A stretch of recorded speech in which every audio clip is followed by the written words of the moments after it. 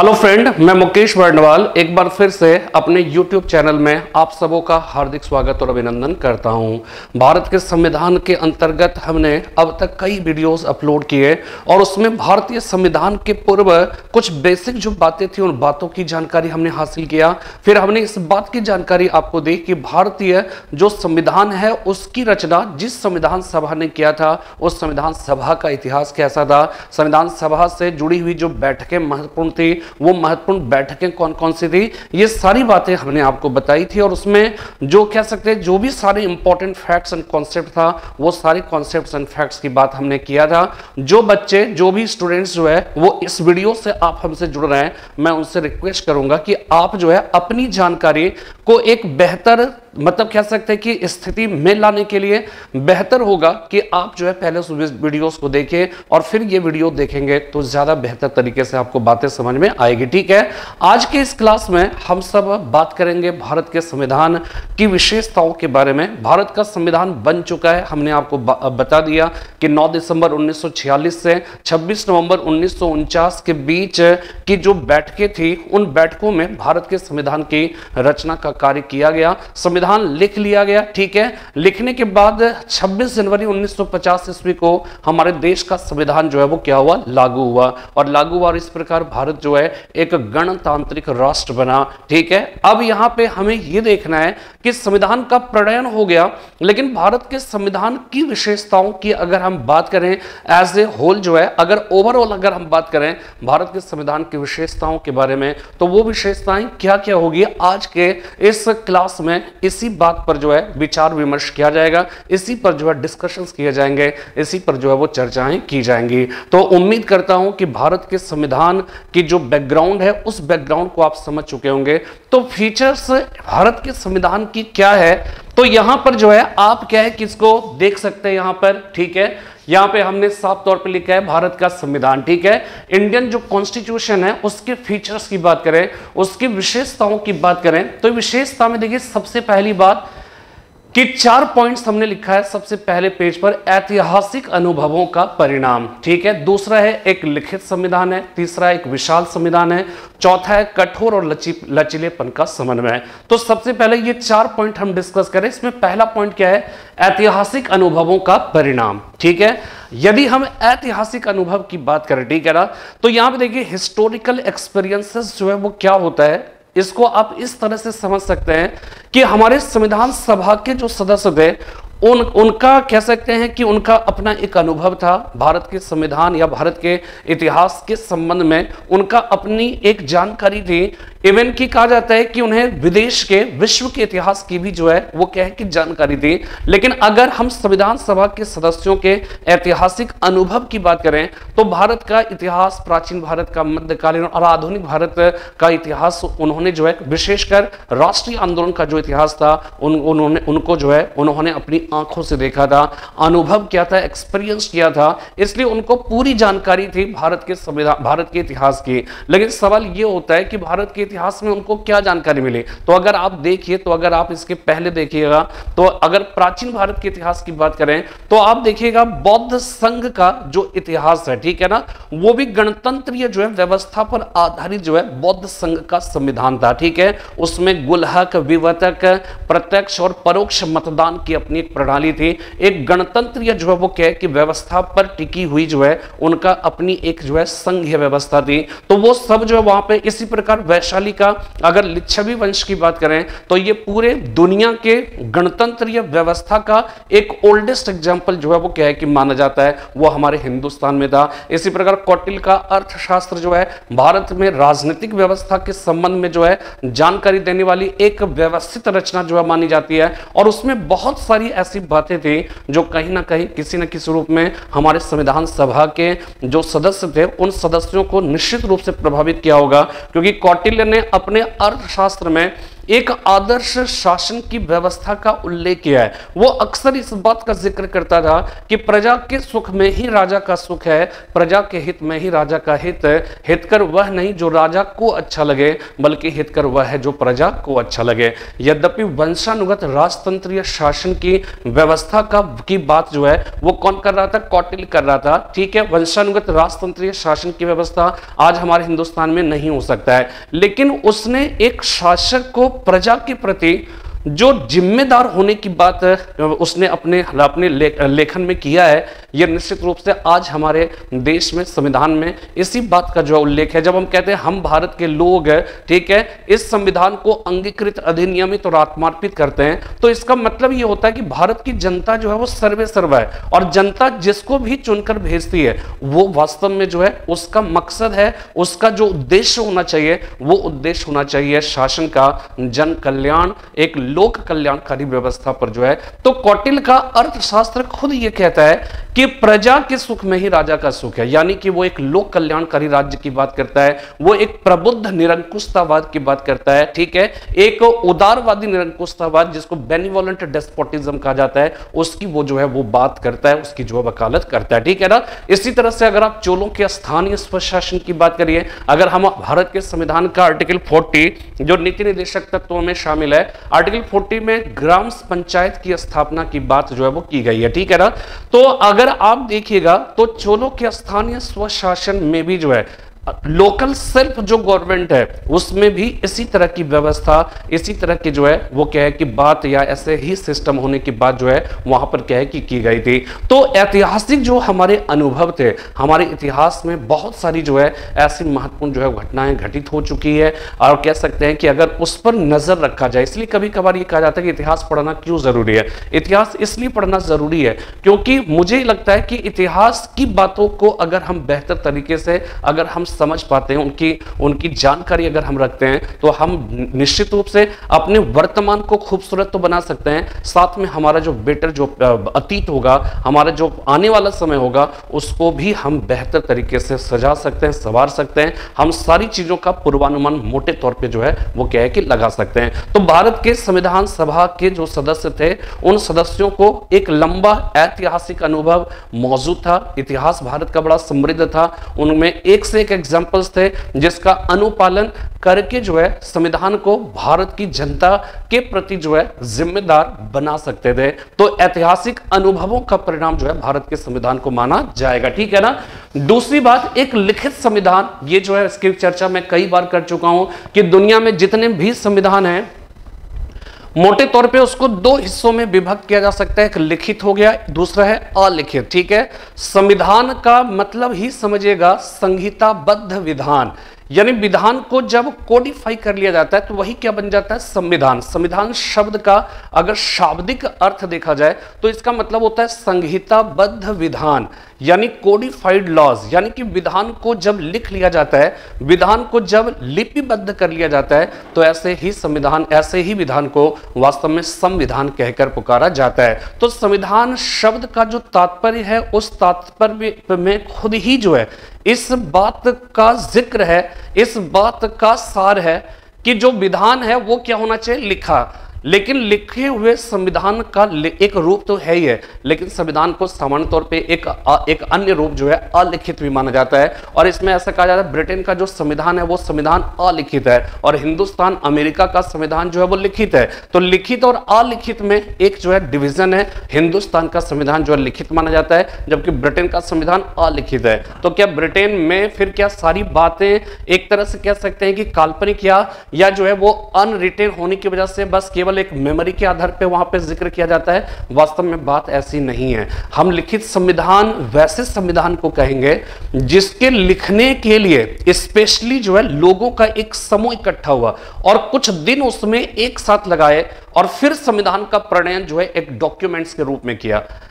इसी को ही हम कहेंगे लिखित संविधान। लिखित संविधान का मतलब हो गया वैसा संविधान जिसको लिखने के लिए कह सकते हैं कि लोगों का एक समूह इकट्ठा हुआ, कुछ दिन उसमें व्यतीत किए लिखने में, और फिर जाके संविधान का प्रणयन हुआ। इसी को वास्तव में हम लिखित संविधान कहते हैं। ठीक है, अलिखित संविधान का मतलब यह नहीं है कि वो लिखा एकदम नहीं होगा, उसका सिर्फ मतलब यह है कि वो जो है संविधान होगा वो वास्तव में क्या होगा, उसको कोई संविधान सभा जैसी एंटिटी जो है विशेष तौर पर मिलकर उन्होंने उस संविधान का प्रणयन नहीं किया, बल्कि उसका प्रणयन कैसे हुआ, तो जो प्रथाएं चली आ रही है उसके आधार पर, ठीक है, जो समय समय पर जो मिनट्स, जो समझौता संधि हुई उसकी जो बातें हैं वो उसमें इंक्लूड हो गया, वो संविधान बन गया। इसी प्रकार पार्लियामेंट ने समय समय पर जो कानून बनाए वो कानून उसमें जो है जुड़ गया, वो संविधान हो गया। इसी प्रकार वहां के न्यायालय ने समय समय पर जो निर्णय दिए उन निर्णयों का जो है उसमें क्या हो गया, तो ये सब मिलकर जो है वहां का क्या बन गया, संविधान। यानी इतनी सारी जो चीजें हैं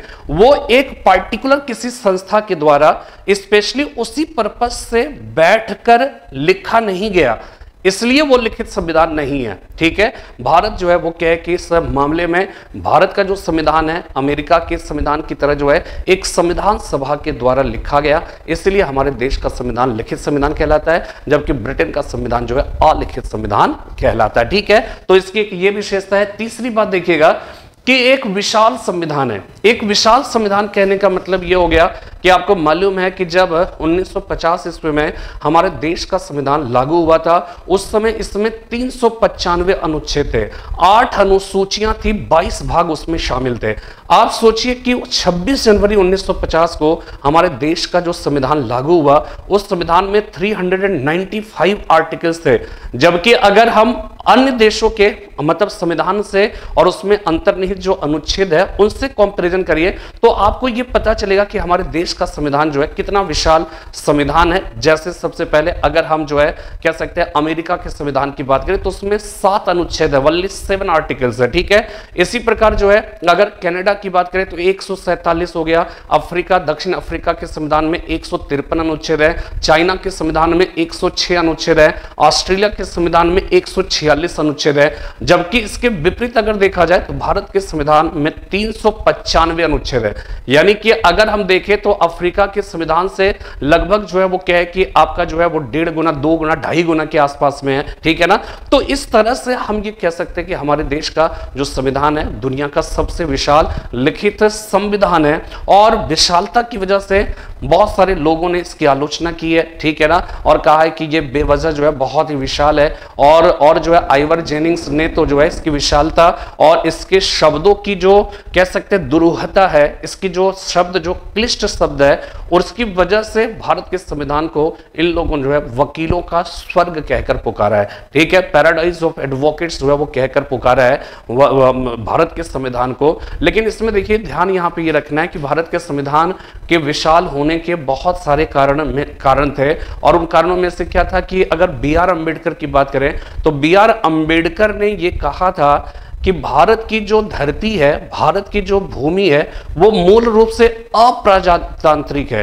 ठीक है, अप्रजातांत्रिक है, जिसमें प्रजातंत्र की इमारत को बड़ा ही जो है करीने से सजाया गया है। तो प्रजातंत्र जो भूमि हमारी है वो अप्रजातांत्रिक है।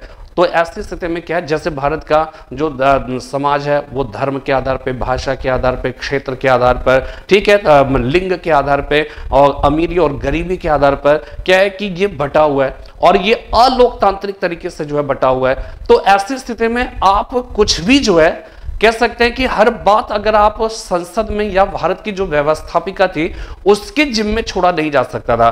इसलिए हमारे देश के संविधान सभा के जो सदस्य थे उन सदस्यों ने कोशिश की कि ज्यादा से ज्यादा बातों को हम क्या करें, जिक्र कर ले, एक्सप्लेन कर ले, उसको कोडिफाई कर ले, और उसी के आधार पर जो है जो भी हमारे शासक, हमारे नियंता होंगे वो उसी के आधार पर जो है अपना काम करेंगे। तो हर चीज को एक्सप्लेन अगर आपको करना होगा तो जाहिर सी बात है कि उसमें भारत की विशालता, भारत का जो सांस्कृतिक विविधताएं हैं, ठीक है, विविधता में एकता की जो बात है, तो जो विविधताएं हैं, जो डाइवर्सिटी है, हर चीज को रिप्रेजेंट करने में जाहिर सी बात है कि कुछ ज्यादा शब्द खर्च करने पड़ेंगे, कुछ ज्यादा पेजेस खर्च करने पड़ेंगे। इसलिए हमारे देश का संविधान जो है वो क्या हो गया, विशाल हो गया। अच्छा, विशाल होने का एक कारण क्या है, आप देखेंगे अमेरिका के संविधान में मात्र 7 अनुच्छेद हैं। तो क्यों 7 अनुच्छेद है, क्यों भारत के संविधान में इतने ज्यादा अनुच्छेद हैं? इसका एक बहुत बड़ा कारण यह है कि अमेरिका में क्या है कि अमेरिका में पूरे देश का एक संविधान है और प्रत्येक राज्य के अपने अपने अलग अलग संविधान है।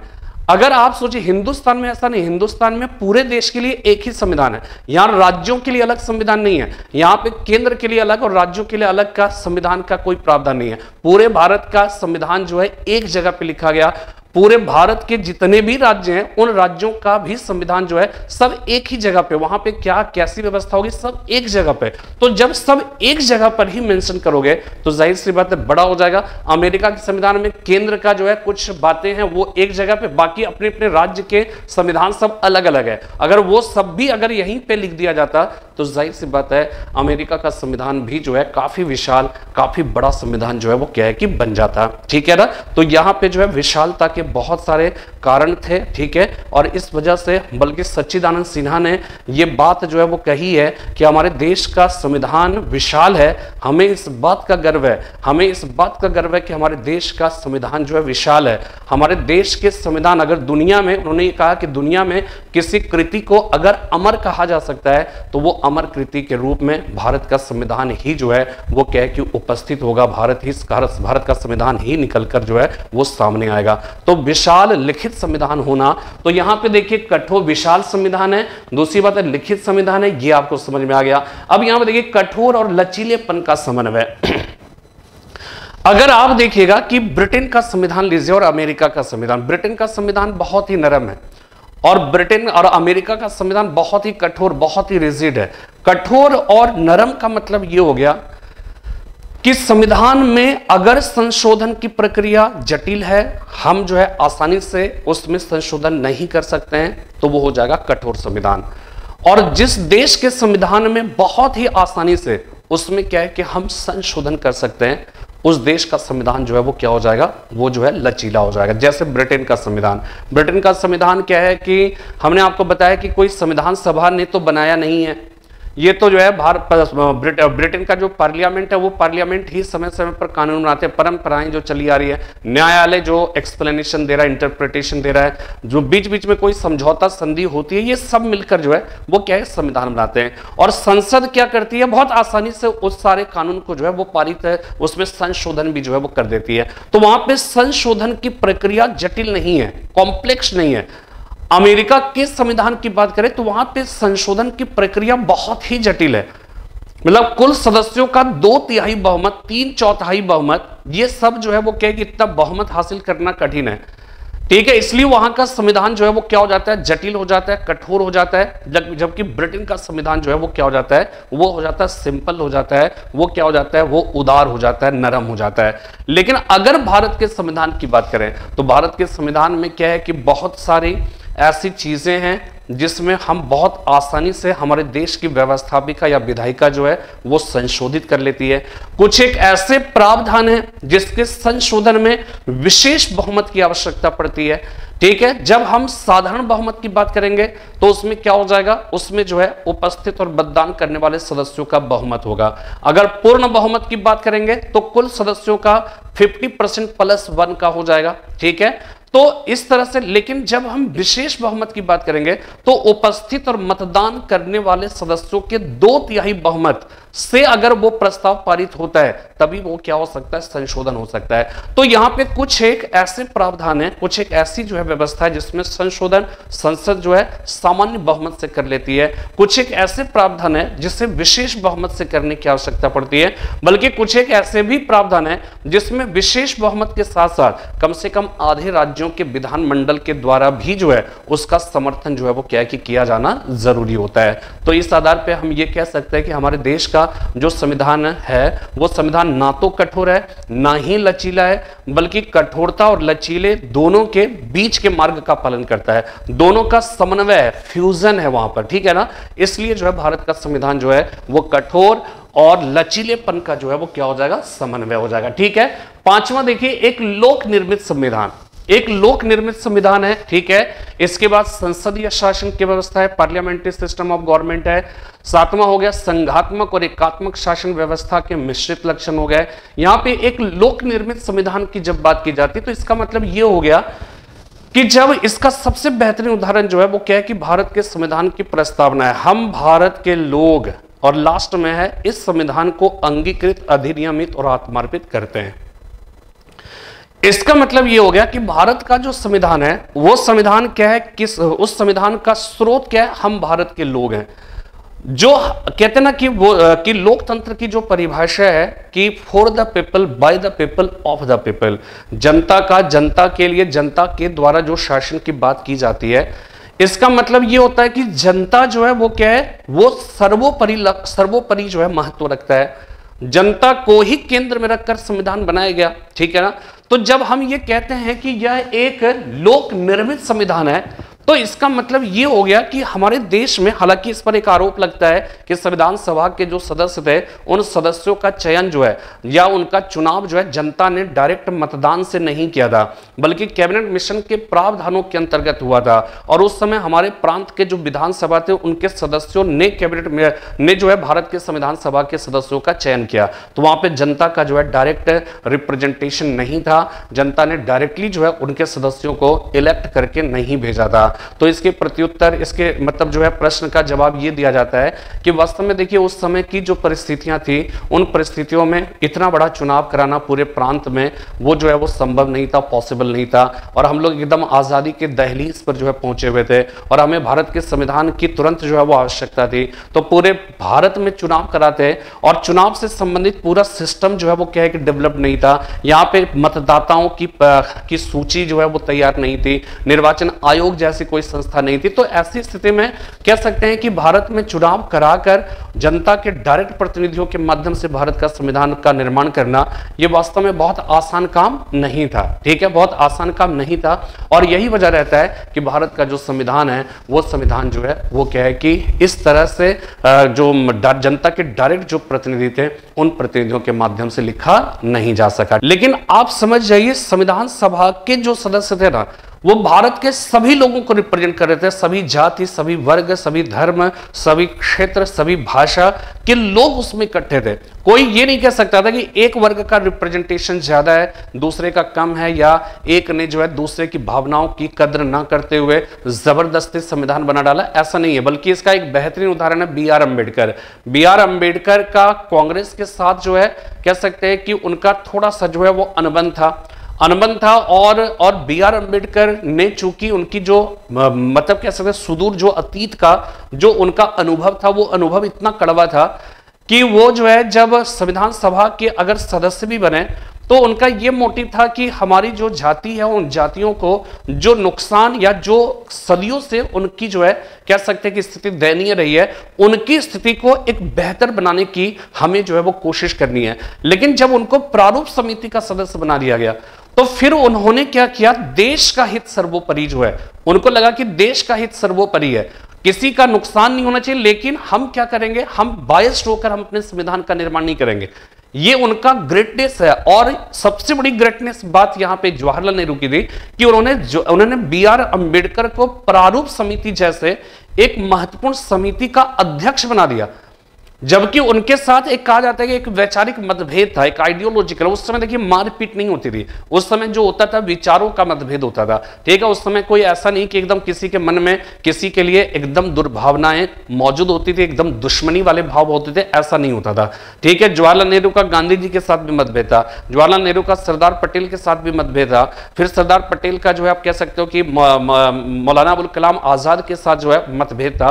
तो जो डिफरेंसेस होते थे ना वो वैचारिक मतभेद होते थे, वो कोई मारपीट वाला और सिर फुटौवल वाला जो है वो कहे कि मामला वहां पे नहीं होता था। तो ये अपने आप में जो है वो क्या है कि बी आर अम्बेडकर को शामिल कर लेना, ठीक है, उनको प्रारूप समिति जैसे एक महत्वपूर्ण समिति का अध्यक्ष बना देना और फिर जो है उनको सम्मान जो है उनको, ये सब दिखाता है कि वास्तव में उस समय के जो लोग थे बड़े साइंटिफिक टेम्परामेंट के थे और उन लोगों ने मिलकर जो है भारत का जो संविधान बनाया वो वास्तव में जो है तो वो आम जनता के ही प्रतिनिधि के तौर पर उनको जो है बनाया गया। भले ही डायरेक्टली जो है जनता ने इलेक्ट नहीं किया, लेकिन वो उसके जो सदस्य थे उन्होंने जनता के हित को सर्वोपरि रखा और तभी जाके भारत का ऐसा संविधान बना जो आज तक जो है किसी न किसी रूप में कह सकते हैं कि वो कार्य कर रहा है। अगर हम पाकिस्तान से कंपैरिजन करें, ठीक है, तो आपको गर्व होगा, आपको ये मतलब इस बात का प्राउड फील होगा कि हमारे देश का जो संविधान, पाकिस्तान से कंपैरिजन इसलिए कर रहे हैं क्योंकि पाकिस्तान और भारत कि जो लोकतंत्र है, जो लोकतांत्रिक व्यवस्था है, जो आजादी का जो इतिहास है, वो उतना ही जो है कह सकते हैं कि मतलब उतने ही बसंत आजादी के बाद भारत ने देखे जितने बसंत पाकिस्तान ने देखे हैं। तो उसके कंपैरिजन और पाकिस्तान का जो पॉपुलेशन है, भारत का जो पॉपुलेशन है, उस हिसाब से देखा जाए तो भारत का पॉपुलेशन बहुत ज्यादा है, और बहुत ज्यादा पॉपुलेशन होने की वजह से इसको संभालना कठिन काम है, अपेक्षा के छोटा क्षेत्र और छोटा पॉपुलेशन, कम पॉपुलेशन होने में संभालना उसका। लेकिन फिर भी पाकिस्तान भारत से जो है वो कह के आप कर सकते हो कि वो बहुत पीछे है, ठीक है, बहुत पीछे चल रहा है। तो इस आधार पे जो है हम कह सकते हैं कि हमारे देश का अच्छा। दूसरी बात, एक चीज और समझिएगा कि जो कैबिनेट मिशन के प्रावधानों के अनुसार तो हुआ, लेकिन जैसे ही भारत आजाद हुआ तो वैसे ही जो है कि संविधान सभा पर जो भी थोड़ा बहुत प्रभाव जो ब्रिटिश गवर्नमेंट का हो सकता था वो सब खत्म हो गया, और फिर भारत का जो संविधान बना उस पर कहीं पर भी किसी ब्रिटेन के सम्राट या साम्राज्य से मान्यता लेने की जरूरत नहीं पड़ी हमारे देश के संविधान को, ठीक है। तो इस रूप में हम ये कह सकते हैं यह एक लोक निर्मित संविधान था। और संसदीय शासन की व्यवस्था, यह हमने आपको कई बार बताया कि पार्लियामेंट्री सिस्टम ऑफ गवर्नमेंट और अध्यक्षात्मक शासन की व्यवस्था, उन दोनों में फर्क ये होता है कि पार्लियामेंट्री सिस्टम ऑफ गवर्नमेंट में क्या होता है कि जो कार्यपालिका है वो विधायिका के सदस्य होते हैं, और विधायिका के सदस्यों से ही जो है कार्यपालिका के सदस्य बनते हैं। लेकिन अध्यक्षीय शासन की व्यवस्था जैसे कि अमेरिका में, वहां विधायिका अलग है, कार्यपालिका अलग है, न्यायपालिका एकदम अलग है। तो यहां पर भी जो है आप देख सकते हैं कि विधायिका हिंदुस्तान में संसदीय शासन की अगर व्यवस्था की बात करें तो यहां पे जो कार्यपालिका है वो विधायिका के प्रति उत्तरदायी होता है, विधायिका के सदस्यों से ही कार्यपालिका का गठन होता है। तो इसी को कहते हैं संसदीय शासन की व्यवस्था। और कार्यपालिका तभी तक कार्य करती है जब तक कि संसद में उनका विश्वास बना होता है, और संसद के द्वारा पूछे गए हर एक सवाल का कार्यपालिका को संसद में जवाब देना पड़ता है। और संसदीय शासन की व्यवस्था हिंदुस्तान में है, ब्रिटेन से जो है एक प्रकार से इसकी जो है प्रेरणा प्राप्त की गई है हमारे देश के संविधान में। तो ये जो है वो क्या है कि ये याद रखना है कि भारत का जो संविधान है वो संसदीय शासन की व्यवस्था को जो है वो रिप्रेजेंट करता है। अब हमें देखना है 7वां पॉइंट जो है संघात्मक और एकात्मक शासन व्यवस्था के मिश्रित लक्षण। भारत में देखिए ध्यान ये रखना है कि संघात्मक और एकात्मक शासन, हमने एक वीडियो इस पर बनाए हैं, आप उसको देखिएगा, ठीक है ना। इसको बार बार रिपीट करने से वीडियो बेवजह लंबा हो जाता है। हमने जो है शुरुआत के एक दूसरे या तीसरे वीडियो में देखिएगा संघात्मक शासन और एकात्मक शासन की व्यवस्था पर एक अलग से वीडियो बनाया है। हमारे हिंदुस्तान में क्या है कि अगर सामान्य स्थिति देखें तो सामान्य स्थिति में संघात्मक और एकात्मक आपको दोनों दिखेंगे। जैसे एग्जाम्पल के तौर पर समझिए कि संघात्मक व्यवस्था में क्या होता है, शक्तियों का बंटवारा केंद्र और राज्य के बीच होता है। जैसा कि अगर आप देखा 7वीं अनुसूची अगर देखिए 7th schedule of Indian constitution, उसमें विषयों का बंटवारा संघ लिस्ट, राज्य लिस्ट और समवर्ती लिस्ट में किया गया है। संघ लिस्ट में शामिल विषय पर कानून केंद्र बनाता है, राज्य लिस्ट में शामिल विषय पर कानून राज्य बनाएगा, समवर्ती लिस्ट में शामिल विषय पर कानून दोनों बना सकते हैं। लेकिन क्या है कि अब देखिए झुकाव एकात्मक शासन की व्यवस्था कैसे दिखेगी, झुकाव केंद्र की ओर कैसे दिखेगा। तो आप देखिएगा संघ विषय में राज्य विषय की तुलना में कह सकते हैं कि विषयों की संख्या ज्यादा है संघ लिस्ट में, तो राज्य लिस्ट में विषयों की संख्या कम है। ज्यादा विषय संघ लिस्ट में, इससे पता चलता है कि केंद्र का वेटेज ज्यादा है। दूसरी बात कि समवर्ती लिस्ट में शामिल जो विषय है उस विषय पर दोनों कानून बनाएगा, लेकिन विवाद अगर होता है तो केंद्र की बात माननी होगी। यह भी दिखाता है कि केंद्र की ओर झुका हुआ है, ठीक है।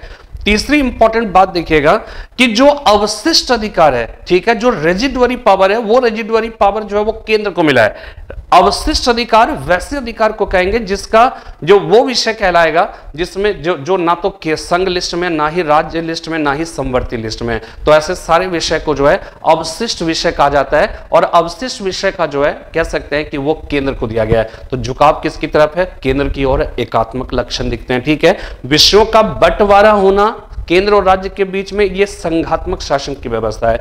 लेकिन केंद्र की ओर झुकाव होना यह एकात्मक शासन की व्यवस्था है। साथ में संघात्मक व्यवस्था में जैसे अमेरिका में है वहां पे दोहरी नागरिकता है, हिंदुस्तान में इकहरी नागरिकता है। यह भी एकात्मक शासन की व्यवस्था को दिखाता है। कश्मीर का जो संविधान में परिवर्तन होने के साथ ही जो है कह सकते हैं कि 370 के हटने के साथ अब भारत में इस बात का कोई फर्क नहीं पड़ता है कि आप किस राज्य में रहते हो, आपको जिस भी राज्य में रहना है, जिस राज्य में आप रहते हैं, आपकी एक ही नागरिकता है, वो है भारत की नागरिकता। अब जम्मू कश्मीर की अलग से नागरिकता या उत्तर प्रदेश की कोई अलग से नागरिकता, इस तरह की कोई व्यवस्था जो है हिंदुस्तान के संविधान में नहीं किया गया है। तो संघात्मक और एकात्मक व्यवस्था वास्तव में हिंदुस्तान में दोनों का मिश्रण है। इसीलिए जो है कह सकते हैं कि भारत में कहते हैं कि कुछ लोग मतलब जो है ये कहा जा सकता है कि यहाँ पे पूर्ण रूप में संघीय शासन की व्यवस्था नहीं है, इसलिए कैसी वियर ने जो है इसको क्वासी फेडरल का, इसको अर्ध संघीय व्यवस्था कहकर पुकारा है। ठीक है, तो ये हो गया संघात्मक जो है। इसके बाद देखिएगा विभिन्न संविधानों का प्रभाव जो है, ये आपको मालूम है कि हमारे देश का जो संविधान है उसको जो है आइवर जेनिंग्स ने जो है कह सकते हैं कि बैग ऑफ बोरोइंग्स का है, यानी उधारों का थैला का है। ठीक है, और ऐसा इसलिए कहा है क्योंकि हम लोग जानते हैं कि नीति निर्देशक तत्व जो है वो आयरलैंड से लिया गया है, मूल कर्तव्य कहां से लिया गया, सोवियत संघ से। इसी प्रकार मौलिक अधिकार कहां से लिया गया, तो अमेरिका से। इसी प्रकार जो है नीति निर्देशक तत्व कहां से लिया गया, आयरलैंड से। ठीक है, राज्यसभा में सीटों का जो कह सकते हैं कुछ सीटों का नामांकन या मनोनयन जो राष्ट्रपति के द्वारा किया जाता है वो कहां से लिया गया, राष्ट्रपति के आयरलैंड से लिया गया। इसी प्रकार जो है संविधान संशोधन की प्रक्रिया कहां से लिया गया, साउथ अफ्रीका से लिया गया। तो इस तरह की जो बातें हैं, ठीक है, हम लोग कहां से लेते हैं, हम लोग विभिन्न विभिन्न देशों से लिया है। तो बहुत सारे लोग कहते हैं कि भारत का जो संविधान है वो उधारों का लिया हुआ संविधान है, उधारों का जो है वो कह के एक बैग है। ठीक है, ऐसा कहकर पुकारते हैं, लेकिन वास्तव में जो है ऐसा आरोप लगाना वो गलत होगा। रीजन क्या है कि हमने, आप इसको ऐसे समझिए कि हमने कह सकते हैं कि आयरलैंड की पूरी व्यवस्था को तो नहीं अपनाया। हमने देखा कि आयरलैंड में ये व्यवस्था है, इतनी सारी व्यवस्था, लेकिन इसमें एक व्यवस्था जो है नीति निर्देशक तत्व, तो ये हमारे लिए सही है, तो हमने वो चीजें यहां पे ले ली। संविधान संशोधन की जो प्रक्रिया है दक्षिण अफ्रीका में बहुत सारी बातें, लेकिन हमने देखा कि ये व्यवस्था हमारे लिए सही है, हमने उस व्यवस्था को अपना लिया। और वास्तव में अगर देखा जाए तो BR अम्बेडकर ने साफ साफ लिखा है कि वास्तव में हमारा जो मकसद था एक यूनिक भारत का संविधान की रचना करना नहीं था, बल्कि एक ऐसे संविधान की रचना करना था जो भारतीयों के पॉइंट ऑफ व्यू से व्यवहारिक हो, प्रैक्टिकल हो। और हमने इसलिए ऐसे संविधान बनाए, और इसलिए हमने जो जो चीजें अच्छी लगी और भारत के पॉइंट ऑफ व्यू से प्रासंगिक लगा वो सारी बातें हमने जो है अपनाई है, और इसलिए हमारे देश का संविधान जो है, तो कोई जो है ये कहना कि वास्तव में कि वो उधारों का संविधान है, वास्तव में ऐसा नहीं है। यहाँ पे नकल किया गया थोड़ी बहुत, लेकिन नकल के साथ साथ अकल का भी प्रयोग किया गया है। ठीक है, और भारत की परिस्थितियों में क्या प्रासंगिक है इस चीज को समझना, यही अपनी आप में मौलिकता है। ठीक है, हमने किसी देश के पूरा अमेरिका का संविधान हमने नहीं उठाया, लेकिन वहां पे मौलिक अधिकार लगा कि हाँ हिंदुस्तान के लोगों का भी एक अपना फंडामेंटल राइट है, हमने उस चीज को अपना लिया। तो इस रूप में ये कहना कि जो है ये उधारों का थैला है, ये वास्तव में जो है वो सही नहीं होगा। ठीक है ना। इसके बाद देखिए अवशिष्ट शक्तियां केंद्र के पास है। हमने आपको बताया कि वास्तव में संघ लिस्ट है, राज्य लिस्ट है, समवर्ती लिस्ट है, 3 लिस्ट है 7वीं अनुसूची में है। जो विषय इन किसी भी लिस्ट में शामिल नहीं है वो सारे विषय अवशिष्ट अधिकार कहलाएंगे। ठीक है, और ये ध्यान में रखिएगा 7वीं अनुसूची में अवशिष्ट अधिकार का उल्लेख नहीं हुआ है। अवशिष्ट अधिकार का उल्लेख आर्टिकल 248 में हुआ है। ठीक है, और अवशिष्ट अधिकार केंद्र को दिया गया है, यानी वो सारे विषय जिसका जिक्र, जिसका उल्लेख ना तो संघ लिस्ट में, ना ही राज्य लिस्ट में, ना ही समवर्ती लिस्ट में हुआ है, ऐसे सारे विषय को अवशिष्ट अधिकार कहा जाता है। और अवशिष्ट जो विषय है वो केंद्र के पास है, और ऐसे विषयों का जिक्र जो है वो किस में मिलता है, आर्टिकल 248 में मिलता है। ठीक है ना। इसके बाद सार्वभौम वयस्क मताधिकार की बात करेंगे तो आपको पता होगा कि आर्टिकल 326 के अंतर्गत इस बात का जिक्र है कि भारत में 21 वर्ष की उम्र, ठीक है, पहले 21 वर्ष था, बाद में 18 वर्ष, तो 18 वर्ष की उम्र प्राप्त कर लेने वाले हर व्यक्ति को बिना धर्म, जाति, लिंग, जाति जो है, भाषा, किसी के आधार पर, क्षेत्र, जन्म स्थान, किसी के आधार पर उनके साथ कोई भेदभाव किए बिना उनको मतदान करने का अधिकार जो है वो दिया जाता है। तो यहाँ पे एडल्ट फ्रेंचाइजी, यहाँ पर महिलाओं को शुरू से ही जो है हमारे देश में भारत की आजादी, भारत के संविधान के लागू होने के साथ ही महिलाओं को मतदान का अधिकार मिल गया। जबकि दुनिया में आप ब्रिटेन की बात कर लीजिए, अमेरिका की बात कर लीजिए, स्विट्जरलैंड की बात करिए, ऑस्ट्रेलिया की बात कर लिए, वहां के संविधान के लागू होने के साथ ही वहां की महिलाओं को मतदान का अधिकार नहीं मिलेगा। लेकिन हमारे देश में क्या है कि फ्रॉम द वेरी बिगिनिंग, जैसे ही हमारे देश का संविधान लागू हुआ, हमारे देश के सारे लोगों को, जिनकी उम्र एक ही क्राइटेरिया था, बस ये कि 18 वर्ष पूरा कर लिया गया हो। ठीक है, 18 वर्ष के अतिरिक्त कोई भी, अगर वो अपराधी है, पागल है, दिवालिया है, वो सब कुछ छोड़ दिया जाए। तो अन्य किसी भी आधार पर भेदभाव नहीं किया जा सकता है। हर व्यक्ति को जो 18 वर्ष पूरा कर चुका है, ना तो धर्म, जाति, लिंग और जन्म स्थान, भाषा, किसी के आधार पर कोई भेदभाव यहां पर नहीं किया गया है। ये भारत की एक बहुत बड़ी, और आपको पता होगा आर्टिकल 326 के अंतर्गत जो है, ध्यान रखिएगा, 21 वर्ष की उम्र प्राप्त कर चुके हर व्यक्ति को मतदान करने का अधिकार था। लेकिन 61वां संविधान संशोधन 1989 के अंतर्गत जो है 21 वर्ष से घटाकर 18 वर्ष कर दिया गया। अब 18 वर्ष की उम्र प्राप्त कर लेने वाला हर व्यक्ति जो है भारत में मतदान कर सकता है। इसी को कहेंगे सार्वभौम वयस्क मताधिकार, और इंग्लिश में इसको एडल्ट सफरेज, एडल्ट फ्रेंचाइजी कहा जाएगा, या फिर यूनिवर्सल एडल्ट सफरेज कहकर पुकारा जाता है। ठीक है ना। इसके बाद देखिएगा शक्तियों का पृथक्करण और शक्तियों का समन्वय। ठीक है, यहां पर आपको हमने बताया था जैसे कि विधायिका है, सरकार के 3 अंग है ना, विधायिका, कार्यपालिका, न्यायपालिका। विधायिका कानून बनाती है, कार्यपालिका लागू करती है, और न्यायपालिका क्या करती है, इंटरप्रिटेशन करती है संविधान का, और साथ में जो है कानून के हिसाब से काम ना करने वाले लोगों को वो दंडित करता है। ठीक है, तो सबका पावर अलग अलग है। और इस तरह का जो सेपरेशन है, ये फ्रेंच दार्शनिक मॉन्टेस्क्यू ने किया था सर्वप्रथम। ठीक है, फ्रेंच दार्शनिक मॉन्टेस्क्यू ने विधायिका, कार्यपालिका, न्यायपालिका की शक्तियों का जो है वो क्या है कि बंटवारा किया था। हिंदुस्तान में भी इसका पालन किया गया, लेकिन अक्षरशः नहीं है। और अक्षरशः इसलिए नहीं है क्योंकि भारत की जो कार्यपालिका है उसका गठन ही विधायिका के सदस्यों से किया जाता है। यहां पे फ्यूजन ऑफ पावर है। ठीक है, यहां पे फ्यूजन ऑफ पावर है, अलग होते हुए भी जो है वास्तव में एक दूसरे से जो है वो जुड़े हुए हैं। तो यहां पर जो है क्या है कि अगर विशेषकर विधायिका और कार्यपालिका में आपको फ्यूजन दिखेगा, न्यायपालिका इंडिपेंडेंट रखा गया है। ठीक है, और इंडिपेंडेंट रखे जाने का कारण भी है क्योंकि न्यायपालिका की भी अगर भर्ती जो है विधायिका और कार्यपालिका के सदस्यों से, विधायिका के सदस्यों से होने लगता है, तो फिर न्यायपालिका निष्पक्ष नहीं रह पाती। तो इसीलिए जो है अनबायस्ड जुडिशियरी को रखने के लिए उनकी प्रक्रिया, प्रोसेस जो है कुछ अलग कर दिया गया, और विधायिका और कार्यपालिका को एक दूसरे से जो है जोड़ा गया। तो यहां पे शक्तियों का बंटवारा होते हुए भी शक्तियों का बंटवारा एग्जैक्टली उस तरह से नहीं है जिस तरह से अमेरिका में है। यहां पे वास्तव में फ्यूजन ऑफ पावर है। ठीक है ना। इसके बाद देखिएगा निष्पक्ष न्यायपालिका व न्यायिक पुनर्विलोकन। निष्पक्ष न्यायपालिका होने का क्या है कि संसदीय शासन की व्यवस्था है। भारत के लोगों को आर्टिकल जो है वो क्या है कि 12 से 35 के बीच में जो है उसको कुछ फंडामेंटल राइट्स मिले हुए हैं। तो क्या है कि फंडामेंटल राइट्स का उल्लंघन तो नहीं हो रहा है, साथ में संसद को जो कानून बनाने का अधिकार है, आर्टिकल 13 का खंड 2 ये कहता है कि संसद कोई ऐसा कानून नहीं बनाएगी जो कि भाग 3 में भारत के नागरिकों को प्रदत्त जो मौलिक अधिकार है उस मौलिक अधिकारों का हनन करती है या न्यून करती है। और हनन की, अगर ऐसा होता है तो हनन की मात्रा तक उसको जो है वो क्या है कि वो निष्प्रभावी माना जाएगा।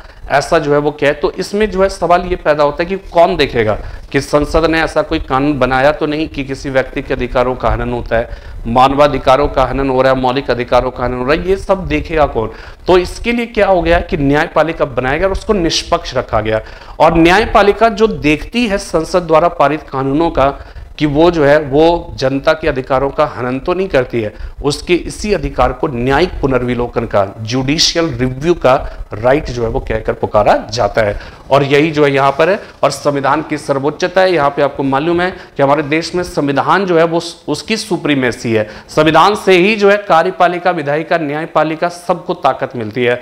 तो इसलिए संविधान की सर्वोच्चता है और न्यायिक पुनर्विलोकन में समन्वय। ठीक है, तो ये हो जाएगा। इसके बाद देखिएगा कि मूलाधिकार, मूल कर्तव्य की बात आपको मालूम है। फंडामेंटल राइट्स हमारे देश के संविधान में है, मूल कर्तव्य हमारे देश के संविधान में है। मूलाधिकार जो है वो कहां से लिया गया? अमेरिका से। मूल कर्तव्य सोवियत संघ से लिया गया। और यहां पे देखिए फंडामेंटल राइट्स बहुत सारे देशों में मिलते हैं, लेकिन अगर मूल कर्तव्य की बात करें तो आप समझ जाइए कि जितने भी कम्युनिस्ट कंट्रीज है, ठीक है, उस कम्युनिस्ट कंट्रीज को यदि छोड़ दिया जाए तो लोकतांत्रिक देशों में भारत के अतिरिक्त जापान ही एक देश है, यानी जापान और भारत दो ही ऐसे देश है जहां के संविधान में फंडामेंटल ड्यूटीज का उल्लेख है।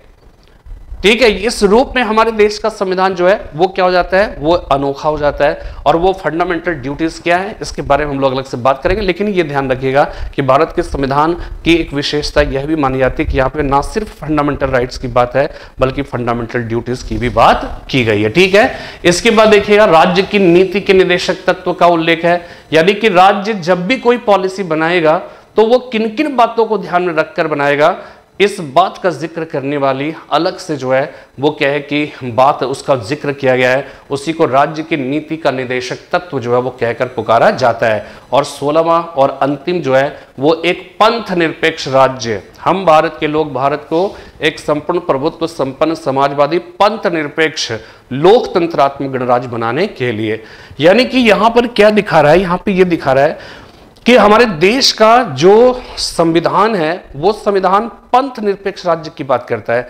और पंथ निरपेक्षता का मतलब यहां पे क्या होता है कि इसका मतलब ये होता है कि राज्य का किसी धर्म विशेष से कोई मतलब नहीं होगा, बल्कि सभी धर्मों के प्रति वो एक समान भाव रखेगा। और इसी समान भाव को हमारे देश के में जो हमारे देश के जो राष्ट्रपिता महात्मा गांधी थे, उन्होंने इसी को सर्वधर्म समभाव कहकर पुकारा है। ध्यान यहां रखना है कि पंथ निरपेक्षता मतलब ये नहीं है कि राज्य का कोई मतलब ही नहीं है, धर्म अपना अलग मामला, इसका अलग मामला, ऐसा नहीं है। यहां पे इसका मतलब सिर्फ इतना है कि किसी एक धर्म को विशेष तरजीह नहीं देगा, विशेष वेटेज नहीं देगा, बल्कि सभी धर्मों के प्रति समान भाव रखेगा। इसी को गांधी जी ने सर्वधर्म समभाव कहा। इसलिए भारत में पंथ निरपेक्षता का मतलब है पंथ से सर्वथा निष्क्रिय नहीं है, बल्कि किसी धर्म विशेष के प्रति जो है सक्रिय ना होकर सभी धर्मों के प्रति समान भाव रखना, इसी को सर्वधर्म समभाव कहकर पुकारा जाता है। तो इस प्रकार अगर आप देखिए, ठीक है, तो भारत के संविधान की अगर आप बात करें तो ये हमारे देश के संविधान की विशेषताएं हैं। और अगर ऐसा देखा जाए तो भारत वास्तव में देखा जाए तो हर जो विशेषता है ना वो अपने आप में एक अलग से वीडियो की मांग करता है। तो एक वीडियो के अंतर्गत अगर भारत के संविधान की विशेषताओं का अगर जिक्र करना है तो हमने मोटे तौर पे जो है उसका जिक्र किया, हमने आपको बतलाने का प्रयास किया कि भारत का संविधान दुनिया का एक अनोखा संविधान है। इसकी बहुत सारी ऐसी विशेषताएं हैं जो दुनिया के किसी भी संविधान में जो है वो नहीं मिलता है। और इस रूप में हमारे देश का संविधान एक विशिष्ट संविधान, एक अनोखा संविधान है, अद्भुत संविधान है, अद्वितीय संविधान है। ठीक है, और ये हमारे लिए गर्व की बात है। और शायद इसकी इन्हीं विशेषताओं के कारण जो है हमारे देश का संविधान आज तक जीवंत बना हुआ है, एक जीवंत दस्तावेज की तरह जो है वो क्या है कि कार्य कर रहा है। और इसमें जो भी थोड़ी बहुत कमियां होती है, जो अप्रासंगिक होता है, संविधान सभा के सदस्यों ने ही संविधान में आर्टिकल 368 की व्यवस्था करके उन्होंने जो है संविधान विधायिका को इस बात का राइट दिया कि आप बदलते वक्त के अनुसार इसमें चेंजेस करके इसको प्रासंगिक बनाने की कोशिश करिए। और ऐसा अधिकार विधायिका को है, इसलिए 100 से ज्यादा संशोधन हमारे देश के संविधान में हो चुका है। लेकिन संशोधन के बावजूद भी हमारे देश के संविधान की अपनी जो आधारभूत विशेषता है उसमें कोई संशोधन नहीं हुआ। और यही वजह है कि आज भी हमारे देश का संविधान अपनी विशिष्ट पहचान के साथ संशोधन सहित बहुत सारी जो बातें हैं वो बातें आज भी जो है उसकी प्रासंगिक बनी हुई है। यही हमारे देश के संविधान की विशेषता है, यही उसकी महत्ता है, यही उसकी प्रासंगिकता है और यही उसके जीवंत होने का एक सच्चा जो है प्रमाण भी है। तो उम्मीद करता हूँ हमारी बात आपको समझ में आई होगी। हम लोग फिर एक नई वीडियो के साथ उपस्थित होंगे। तब तक के लिए जय हिंद, जय भारत।